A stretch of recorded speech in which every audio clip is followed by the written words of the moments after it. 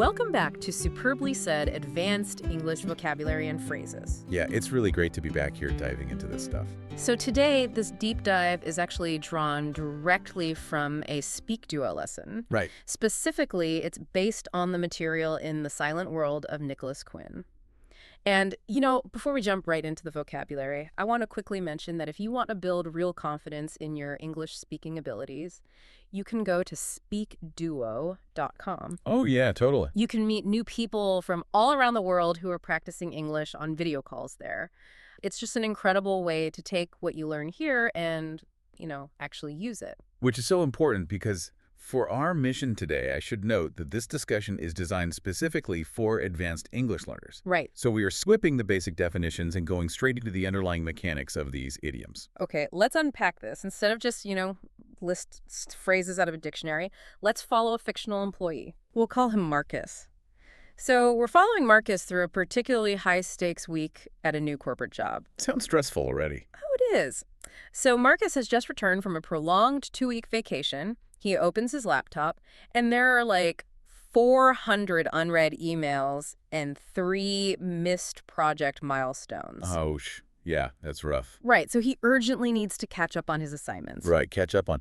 And the psychology behind catch up on is actually fascinating when you compare it to a phrase like doing my work. Oh, how so? Well, if I tell my boss I am doing my work, I am at a baseline of 0. Like, I'm neutral. You're just doing what's expected. Exactly. Right. But the nuance of catching up on something implies this heavy deficit. You are starting in negative territory. Ah, right. The spatial metaphor here is that the work is physically running away from you and you are, sprinting from behind just to reach the starting line. So it carries this built-in admission of debt. Yes, exactly. I imagine this is highly useful for something like an IELTS speaking exam, right? Oh, definitely. Like, if an examiner in part 2 asks you to describe a busy weekend, you shouldn't just say, I did my homework. Right. That's too basic. You would say, I had to catch up on my homework and reply to several messages that I had ignored all week. Yeah, that paints a much richer picture. It signals to the examiner that you grasp the context of delayed action. Makes perfect sense. So once Marcus acknowledges that deficit, he has to actually initiate the work. And this introduces our second phrase, to get down to something. To get down to something, meaning to seriously start doing a task. Right. But I want to challenge this one, though. Okay, go for it. Why do we need the spatial metaphor of down? Like, why can't Marcus just tell his team, let's start the report? Adding get down to here feels almost, melodramatic. Well, it feels melodramatic because it represents a profound psychological shift. Okay. Consider the physics of the phrase. When we are procrastinating or chatting or just drinking coffee, our energy is socially scattered. We're sort of floating around. Exactly. We're floating. Getting down to something implies grounding yourself. It means ending the flighty small talk, anchoring your body in the chair and shifting into an intense focus state. Oh, wow. That makes perfect sense. I can picture the team in a conference room right now. Right. They've been chatting for 20 minutes. The manager looks at the clock, realizes the strict deadline is rapidly approaching, and says, all right, everyone, we have 2 hours. Let's get down to business and finish this report. It's an atmospheric gear shift. It's like starting a car on a cold morning. Catching up on is scraping the ice off the windshield, and getting down to business is finally putting the car in drive. I love that analogy. Thanks. But that brings up the third phrase in our productivity pipeline. Is Marcus actually up to the job? Yeah, and your car analogy works perfectly here too. Oh, yeah. Yeah, if getting down to business is putting the car in drive, being up to the job is asking if the engine actually has the horsepower to climb a very steep hill. Right. So what's the nuance there? What's fascinating here is the nuance separates general competence from specific capability. Being able to work just means you possess basic professional skills. Sure. But up to the job means you are being evaluated against a specific looming standard. The job is hovering above you, and you must rise to meet it. That sounds like an imposter syndrome in a single phrase. Totally. Like, if Marcus faces a rigorous interview process for a senior executive role, the recruiters aren't just checking if he can write code. Right. They want more than that. They are verifying if he is genuinely up to the job, meaning, can he handle the immense pressure, manage the chaotic team dynamics, and actually meet every punishing deadline? Exactly. So let's follow Marcus further into his week. Okay. He is caught up, he is down to business, and he wants to prove he is up to the job. So he decides to volunteer for a brand new initiative. He decides to have a go. Have a go, meaning to try doing something, often for the very first time. Yes. I love the emotional weight of this phrase compared to just saying, I commit to doing this. Oh, absolutely. Have a go is almost like a psychological defense mechanism. It carries this lighthearted, experimental nuance. Yeah, it lowers the stakes entirely. You are trying something despite lacking formal training, and crucially, without the immense pressure of guaranteed success. You're giving yourself permission to be a beginner. Precisely. It's highly versatile, too. In an IELTS Part 2 response about a new hobby, you could say, I'd like to have a go at baking a loaf of bread, or maybe assembling a shelf. Right. You are telling the listener that you fully expect the bread to burn or the shelf to completely collapse. Exactly. And in Marcus's case at work, maybe the team needs someone to write a script in a complex software language he's never even used. Oh, boy. Right, so he volunteers and says, I have no prior experience, but I'll have a go at it. It shows great initiative while skillfully managing expectations. Yeah, that's smart. However, this is where ambition often creates disaster, right? Oh, here we go. Marcus wants to impress his bosses so badly with his new software script that he becomes too clever by half. Oh. Yeah. This phrase means a solution is overly complicated in a way that actually backfires. Wait, I have to stop you there. Yeah. We praise cleverness constantly, don't we? Like Yeah. we want clever engineers and clever solutions. How does being clever suddenly gain a distinct, unmistakable negative connotation? Well, the secret lies in the word half. Okay. The origin of the phrase suggests a person who has 1.5 times the cleverness required for a task, and that extra half, that is pure ego. Oh, wow. I never thought of it that way. Yeah, there is a deeply nuanced difference between a clever solution, which elegantly solves a problem, and a solution that is too clever by half. The latter means you over-engineered the project solely to show off your own intelligence. Right. And in doing so, you confused everyone and just broke the system. Intelligence devoid of wisdom. Exactly. Imagine a highly paid consultant coming in to fix a really simple supply chain issue. Instead of just suggesting a new shipping route, they propose a 60-step workflow solution using blockchain and artificial intelligence. Right. The board rejects it completely because it was too clever by half. It ended up causing massive delays rather than creating any real efficiencies. And when a plan like that is rejected so spectacularly by the board, we encounter our next phrase. Which is? The rejection effectively puts paid to Marcus's hopes for an early promotion. Puts paid to, meaning it ruins or ends a plan definitively. Yes. I always wondered, though, how this compares to a plan just being delayed or changed. We'll look at the accounting etymology for this one. Okay, tell me. In old physical ledgers, when a debt was settled, the accountant would literally stamp the page paid. Once that stamp hit the paper, the transaction was dead. The book was closed. Oh, so it's permanent? Highly definitive. If an unexpected announcement of severe budget cuts hits a company, it doesn't just delay an ambitious expansion strategy, it puts paid to it. There's no recovering the plan. Exactly. Similarly, a sudden illness puts paid to your weekend trip to the mountains. The event is off the table entirely. The doors slam shut. And when you are the one responsible for that failure, it introduces a really heavy emotional phrase, to let yourself down. Oof, yeah. That's a tough one. Meaning to disappoint yourself by acting below your own standards.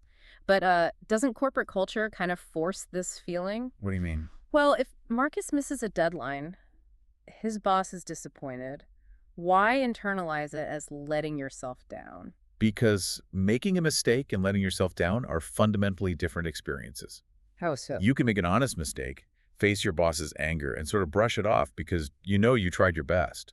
But letting yourself down requires a self-authored standard. Oh, I see. If you procrastinate on a presentation and fail, the heaviest weight isn't the company's rule. It is the violation of your own personal benchmark of professionalism. Like you knew you could do better. Yeah, that requires brutal self-awareness. It really does. Okay, let's pivot from Marcus's internal struggles to the external personalities he has to deal with. This brings us to the workplace quirks you will inevitably encounter in any advanced English-speaking environment. First up, a colleague who loves to go on about something. Go on about. Duh. This refers to talking way too much about a single topic. Right. And if we connect this to the bigger picture of communication dynamics, there is a stark boundary between discussing a topic and going on about a topic. Definitely. Discussion is a two-way exchange of energy. Yeah. Right. But going on about something is basically A conversational hostage situation. Ah, hostage situation. I love that. It implies an annoying, one-sided, almost obsessive repetition that completely drains the listener. It's a total lack of reading the room. Like, picture a lengthy corporate dinner. Oh, I've been to those. We all have. Yeah. A newly appointed director sits down, and for the entire evening, through the appetizers, the main course, and dessert, she continues to go on about the recent merger. She is entirely oblivious to the fact that everyone else at the table is desperately trying to change the subject. Right. She's literally draining the room's oxygen, which leads perfectly to another specific type of workplace personality, a stickler for something. Oh, a stickler. Yes, a stickler is a person who insists on strict adherence to rules or details. Here's where it gets really interesting, though, because I find this phrase fascinating. People often confuse being a stickler with just being a fan or an enthusiast. They do, yeah. Like, if I'm an enthusiast of grammar, I just enjoy reading well-written novels. Yeah. But if I am a stickler for grammatical accuracy... Then you are a rigid enforcer of compliance. Ah, rigid enforcer. A stickler leaves absolutely no room for interpretation or grace. If you have a senior editor who is an absolute stickler for grammatical accuracy, they will return your 50-page document covered in red ink. Just because you missed a single obscure comma rule? Exactly. It isn't about enjoyment. It is about policing the boundaries. Though, it can be self-directed too. Like how? Well, an advanced student might be a stickler for neat notes, knowing that strict adherence to organization is their only path to effective studying. So rigidity is really the defining feature there. Exactly. Well, our final phrase for today's deep dive is a bit more casual, maybe a way to escape the sticklers. It is to pop home. Pop home. This simply means to go home briefly or quickly. Right. And the word pop is doing incredible heavy lifting here. Yeah. If you tell your colleagues, I am going home, the assumption is finality. Your laptop is shut and you're off the clock. Right. You're done for the day. But if you say, I am going to pop home, the spatial metaphor is like a bouncing ball. It implies extreme brevity and a guaranteed return to your previous location or task. It manages expectations perfectly. Yes, exactly. You hear this in casual workplace conversations all the time. Like someone says, oh, I forgot my wallet, so I'll pop home at lunchtime to pick up my keys and grab a quick rest. Right. But I'll be back for the 2 o'clock meeting.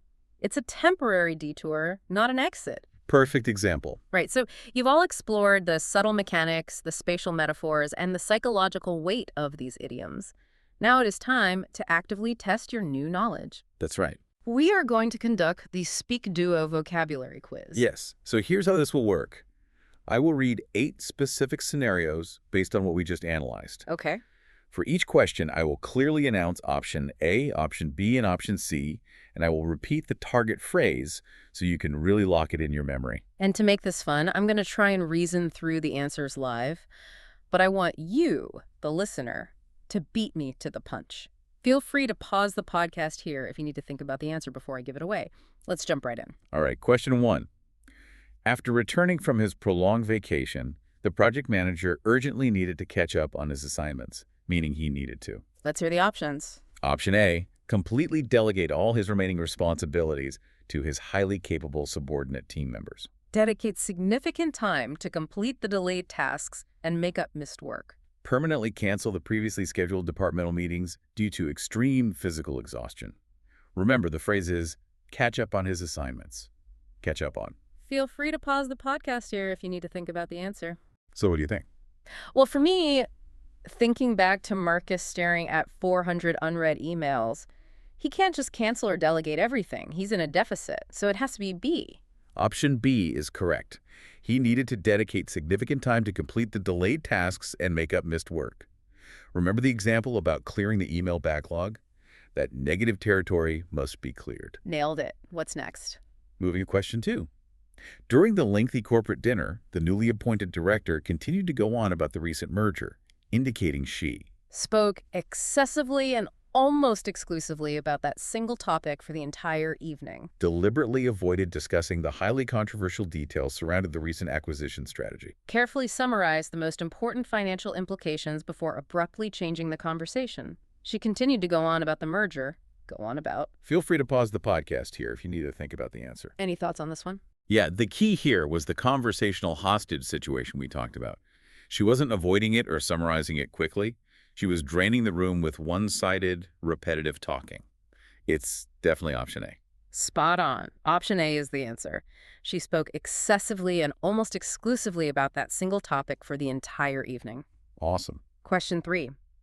Realizing the strict deadline was rapidly approaching, the team finally decided to get down to business, meaning they decided to Immediately renegotiate the restrictive timeline with the highly demanding international client representatives. thoroughly review the completely unrealistic budget allocations before approving the final expense reports. Transition away from casual conversation and seriously start doing the incredibly urgent task. Yeah. They decided to get down to business, get down to do. Feel free to pause the podcast here if you need to think about the answer. All right, what's the verdict? Well, we discussed the psychological shift, right? Dropping the flighty energy and anchoring into the chair. They aren't renegotiating, they are shifting from chatting to focusing. It's C. Option C is correct. They decided to transition away from casual conversation and seriously start doing the incredibly urgent task. Page for 3. Let's see if you can keep it up. Question 4. Although he possessed absolutely no prior experience with complex software development, he decided to have a go at it, meaning he Chose to completely abandon the challenging project before making any meaningful initial progress. resolved to try doing the difficult activity despite lacking the required formal training.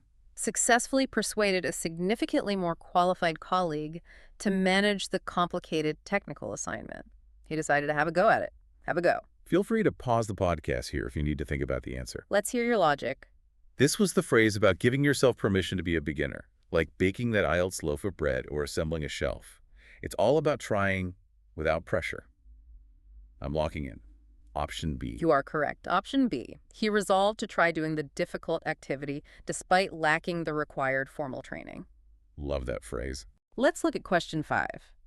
The unexpected announcement of severe budget cuts effectively put paid to their ambitious expansion strategy, meaning the cuts. Completely ruined and definitively ended their carefully formulated plans for future corporate growth. Temporarily delayed the highly anticipated product launch until the next fiscal reporting quarter.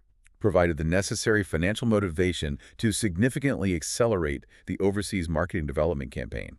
The cuts put paid to their strategy, but paid too. Feel free to pause the podcast here if you need to think about the answer. What are you thinking for this one? I remember the old accounting ledgers you mentioned. Once the paid stamp hits the paper, the book is closed forever. Just like rain ruining outdoor plans, it's not a delay. It's an absolute finality. It has to be option A. Option A is the answer. The cuts completely ruined and definitively ended their carefully formulated plans. The door is shut. Exactly. Question 6. The rigorous interview process was specifically designed to ensure the candidate was genuinely up to the job, verifying they were. Strictly adhering to the extremely complicated bureaucratic protocols established by the previous administration. Highly motivated to rapidly advance through the intensely competitive corporate management hierarchy structure. Sufficiently competent and genuinely capable enough to successfully handle the highly demanding task. Verifying they were up to the job. Up to the job. Feel free to pause the podcast here if you need to think about the answer. Okay, lay it on me. We talked about imposter syndrome and facing a specific standard to meet every deadline, not just general ambition or following protocols. They need to handle the punishing pressure. I'll go with C. Correct again. Option C. Verifying they were sufficiently competent and genuinely capable enough to successfully handle the highly demanding task. Almost done. Question 7. The consultant's proposed solution was ultimately rejected by the board because it was too clever by half, indicating the proposal was Overly complicated in a frustrating manner that would likely backfire during practical implementation. remarkably innovative and highly likely to completely disrupt the established traditional market trends. Incredibly expensive and financially unviable given the current significantly restricted corporate operating budget. The proposal was too clever by half. Too clever by half. Feel free to pause the podcast here if you need to think about the answer. This one is tricky. It is, but this is the phrase where clever has a negative, confusing connotation. That extra half is just ego breaking the system with those 60-step blockchain workflows. It's option A. Option A it is. It was overly complicated in a frustrating manner that would likely backfire. And the final one. Final scenario, question 8. Because the senior editor was an absolute stickler for grammatical accuracy, she was known as a person who completely ignored minor formatting errors to ensure rapid publication. Casually suggested general improvements, but rarely enforced stylistic rule. Insisted on strict, rigid adherence to every single grammatical rule and detail without exception. She was a stickler for accuracy, stickler for... Feel free to pause the podcast here if you need to think about the answer. Bring us home. A stickler isn't just a casual fan of neatness. A stickler is the rigid rule enforcer returning a document covered in red ink. So it's the strict adherence in option C. The answer is option C. She insisted on strict, rigid adherence to every single grammatical rule and detail without exception.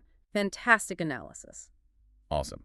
Well, that brings us to the end of our lexical journey with Marcus and his chaotic corporate week. It does. But, before we go, I want to leave you with a different paradigm to consider. Yeah. So what does this all mean for you? When we dissect advanced English idioms like put paid to or have a go, we aren't just learning vocabulary. We are peering into the cultural operating system of the language. Mastering vocabulary isn't just about sounding advanced. It changes how you perceive the room. Exactly. I want you to think about how these phrases translate into your native language. Like, does your culture have a lighthearted equivalent for have a go, embracing the safety of failure? Right, or does your language demand strict commitment to success from the very start? When a plan is ruined, do you use an accounting metaphor like put paid to? Or does your culture use a metaphor from nature or family or war? Next time you're in a meeting, ask yourself, are we just talking? Or is someone going on about a topic? Are we just starting? Or are we finally getting down to business? Because the idioms a culture invents reveal exactly what that culture values and what it fears. The words you choose define the reality you experience. Language is never neutral. It is a map of human psychology. Thank you so much for exploring that map with us today. We deeply appreciate your curiosity. Keep practicing those video calls, keep analyzing the words you use, and we will catch you on the next deep dive.